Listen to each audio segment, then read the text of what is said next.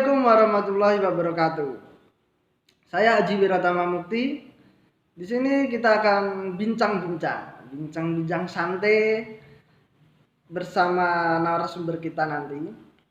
Di sini kita akan bincang-bincang dengan tema reklamasi. Narasumber kita ini adalah mahasiswa semester akhir angkatan 2016. Kita langsung saja sapa dia, Raka Mahardika.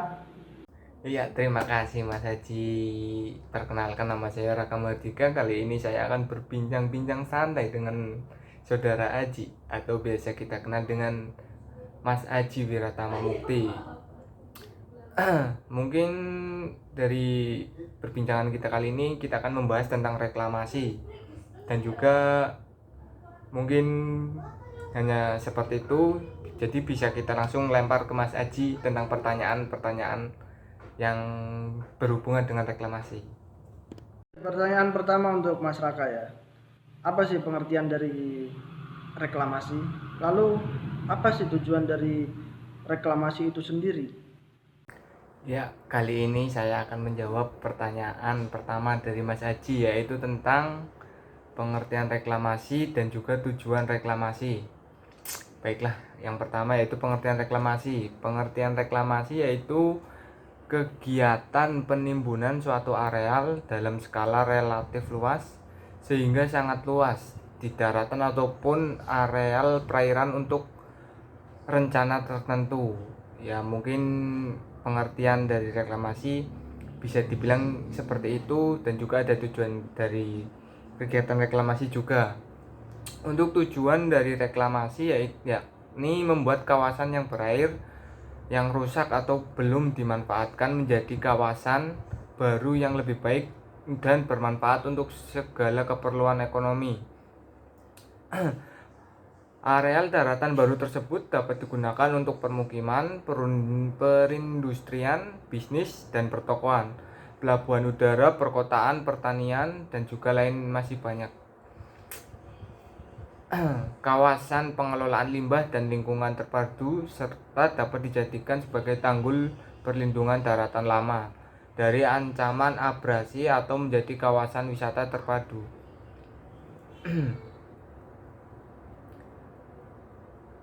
Ditinjau dari aspek lingkungan dan fisiknya, menurut Max Wigau, tujuan reklamasi adalah untuk memulihkan tanah yang hilang karena gelombang laut, dan juga untuk memperoleh tanah baru di areal depan garis pantai untuk pendirian bangunan yang dapat dimanfaatkan sebagai benteng perlindungan garis pantai.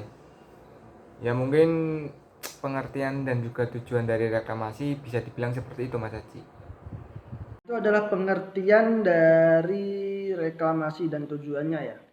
Kemudian apakah ada kebijakan tentang reklamasi di Indonesia ini? Ya, baik Mas Haji. Untuk kebijakan tentang reklamasi di Indonesia, sebenarnya Indonesia belum memiliki suatu undang-undang tersendiri yang secara khusus mengatur tentang reklamasi. Tetapi telah ada sejumlah peraturan yang berkenan dengan reklamasi pantai dan laut.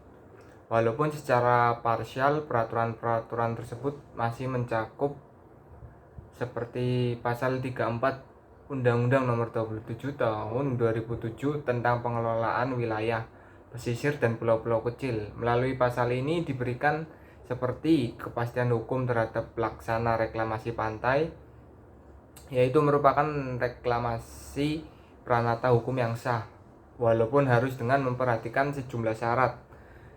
Kepastian hukum terhadap masyarakat yang terdiri dari masyarakat adat dan masyarakat lokal yang bermukim di wilayah pesisir dan pulau-pulau kecil. Pasal 1 butir 32 berupa jaminan keberlanjutan kehidupan dan penghidupan masyarakat terdapat dalam pasal 34 ayat 2 huruf A. Tidak tercakup dalam pasal ini masyarakat perkotaan. Dan juga yang kedua, pasal 12 PP nomor 16 tahun 2004 tentang penata gunaan tanah yang menentukan bahwa tanah yang berasal dari tanah timbul atau hasil reklamasi di wilayah perairan pantai, pasang surut, rawa, danau, dan bekas sungai dikuasai langsung oleh negara. Jadi dalam pasal ini diberikan kepastian hukum terhadap keabsahan tanah hasil reklamasi, walaupun sampai pada ketentuan bahwa tanah itu dikuasai langsung oleh negara. Jadi pasal-pasal itu menunjukkan bahwa reklamasi pantai merupakan suatu hal yang tidak dapat ditolak pelaksanaannya oleh masyarakat, kecuali mungkin oleh masyarakat hukum adat, dengan mengajukan keberatan pasal 34 Undang-Undang Nomor 27 Tahun 2007 sebagai bertentangan dengan pasal 18B ayat 2 Undang-Undang Dasar 1945. Masyarakat lokal dan masyarakat perkotaan sepanjang bukan merupakan masyarakat hukum adat maupun masyarakat lokal memiliki kedudukan yang lebih lemah dan menghadapi pelaksanaan reklamasi pantai. Jadi begitu Mas Haji, kebijakan reklamasi di Indonesia sendiri masih belum ada secara menyeluruh atau masih bisa dibilang belum memiliki undang-undang tersendiri. Oh, berarti Indonesia itu belum mempunyai undang-undang secara khusus tentang reklamasi ya. Nah, apa sih dampak dari reklamasi ini sendiri, Mas Raka? Oke, jadi begini Mas Haji, dampak dari reklamasi yaitu dibagi menjadi dua, dari dampak positif dan juga dampak negatif. Ada juga penjelasan dari dampak positif reklamasi, yaitu membuat negara atau kota besar terbantu dalam hal tersedianya lahan untuk segala keperluan atau pemekaran kota, penataan daerah pantai, pengembangan wisata bahari dan lain-lainnya. Dan juga dampak positif reklamasi antara lain bisa meningkatkan kualitas dan nilai ekonomi kawasan pesisir, berkurangnya lahan yang tidak produktif, penambahan wilayah, melindungi pantai dari bahaya erosi, meningkatkan habitat perairan, menyerap tenaga kerja, dan juga masih banyak lainnya. Dampak negatif dari reklamasi yaitu adanya perubahan hidrooceanografi, sedimentasi, meningkatnya kekeruhan air, tercemarnya laut, meningkatnya terjadinya banjir dari genangan di kawasan pesisir, dan juga rusaknya habitat dan ekosistem laut, sulitnya akses publik ke pantai, juga kurangnya mata pencaharian. Dampak negatif reklamasi antara lain terjadi banjir, kurangnya ketersediaan bahan uruk, manfaat lahan menjadi berubah, ketersediaan air bersih berkurang, pencernaan udara, sistem pengolahan sampah atau pengolahan sistem transportasi, dan pengaruhnya terhadap aktivitas yang telah ada. Jadi dampak-dampaknya seperti itu Mas Haji. Oke, Mas Raka. Berarti itu adalah dampak-dampaknya ya, Mas Raka ya. Lalu manfaat apa yang dihasilkan dari reklamasi ini, Mas Raka? Baiklah, saya akan memberikan tentang manfaat reklamasi.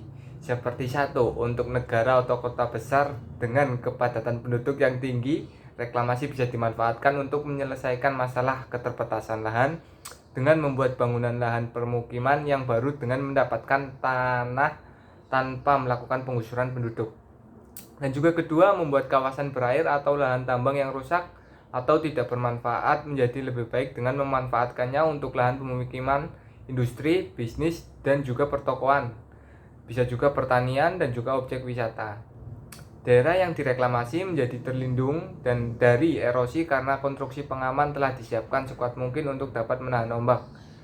Dan juga ada daerah yang mempunyai ketinggian di bawah permukaan air laut bisa terhindar dari banjir apabila dibuat tembok penahan air laut di sepanjang pantai. Kemudian tata kelola lingkungan yang baik dengan peletakan taman sesuai perencanaan dapat berfungsi sebagai area rekreasi yang menarik. Dan juga yang terakhir, pesisir pantai yang dulunya rusak akan menjadi lebih baik dan lebih bermanfaat. Jadi seperti itu manfaat dari reklamasi, Saudara Aji. Ngomong-ngomong tentang manfaat dari reklamasi itu sendiri, kota mana aja sih, Mas Raka, di Indonesia ini yang sudah menerapkan reklamasi? Lalu negara mana aja yang sudah melakukan reklamasi ini, Mas Raka? Baiklah Mas Haji, ini beberapa negara dan daerah di Indonesia yang sudah dalam proses reklamasi. Beberapa dari Indonesia terlebih dahulu seperti Pantai Losari di Makassar, Teluk Benoa di Bali, reklamasi Pelabuhan Balikpapan, reklamasi Pulau Nipa di Kepulauan Riau, reklamasi Teluk Palu Sulawesi Tengah, dan reklamasi dermaga logistik di Balikpapan, reklamasi pantai utara di Jakarta, dan juga beberapa di negara lain seperti di Pulau Sentosa negara Singapura, reklamasi Palm Jumeirah di Dubai, reklamasi Hong Kong, dan reklamasi Belanda. Mungkin saya memberitahu beberapa saja karena juga masih banyak, mungkin bisa kalian cari sendiri di Google. Baiklah, mungkin bincang-bincang santai dari saya Raka Mardika dan juga teman saya Aji Wiratama Mukti. Sampai di sini dulu, mungkin kita hanya memberikan beberapa informasi dari yang kita ketahui kepada kalian semua.